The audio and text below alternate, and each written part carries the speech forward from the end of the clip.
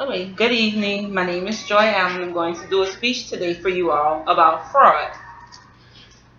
Say hey, everybody. Wave. Hey.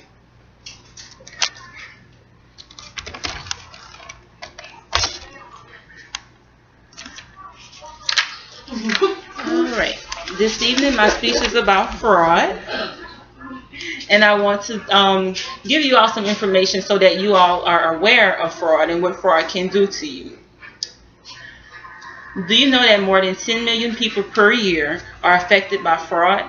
This includes healthcare fraud, identity theft,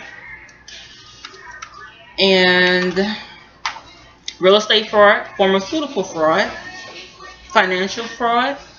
These are just some of the brief types of fraud. Everyone is affected by fraud. Kids, adults, younger people, even the elderly who are in nursing homes are affected by fraud.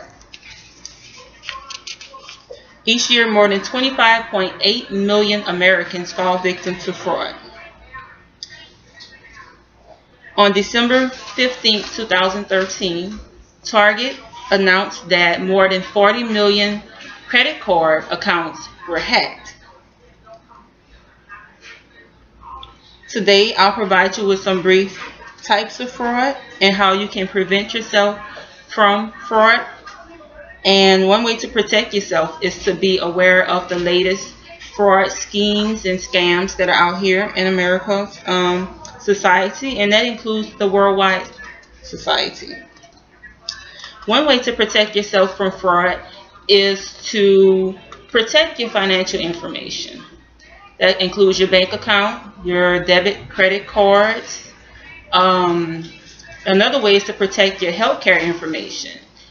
Many people are victims, many of our elderly society are victims of fraud because they have Medicare or Medicaid and they're not aware that each month when they receive their statement, they're just thinking, okay, well, I have it, I'm going to set it aside. And eventually some health practitioners, even doctors, partake in fraud.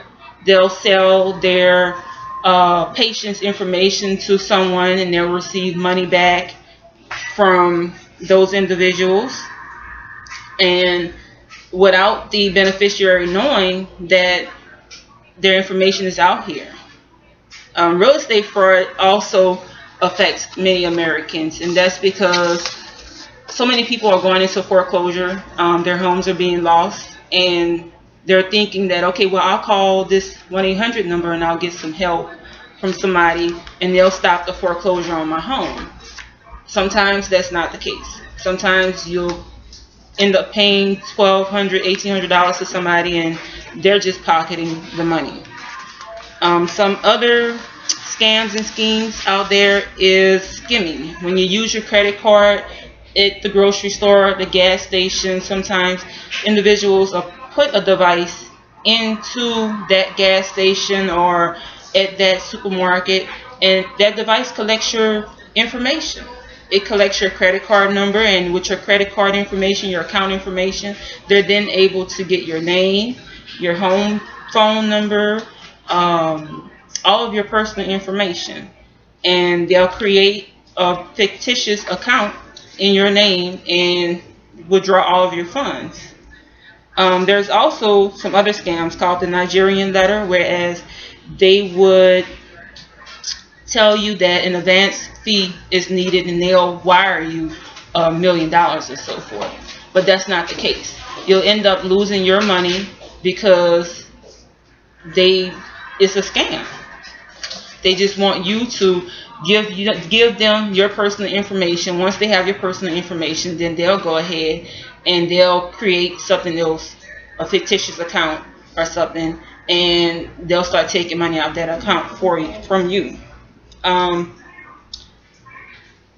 some other ways to protect yourself from identity theft would be to just shred all of your information.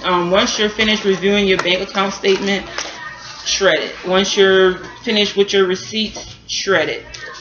Close your computer out. Just shut down completely. Make sure that you have a password that's on your computer or your laptop or your cell phone, whatever mobile device that you have. Make sure you change your password at least every 30 days, so that way if someone does acquire your password, they're not able to use it because you've changed it already.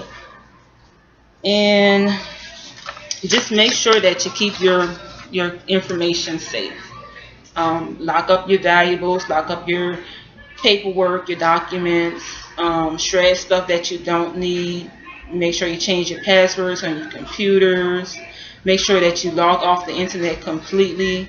And if you're not at home and someone comes over to basically do repairs at your home or wherever you may be, just make sure that you log off, lock up everything, or just keep an eye on everything.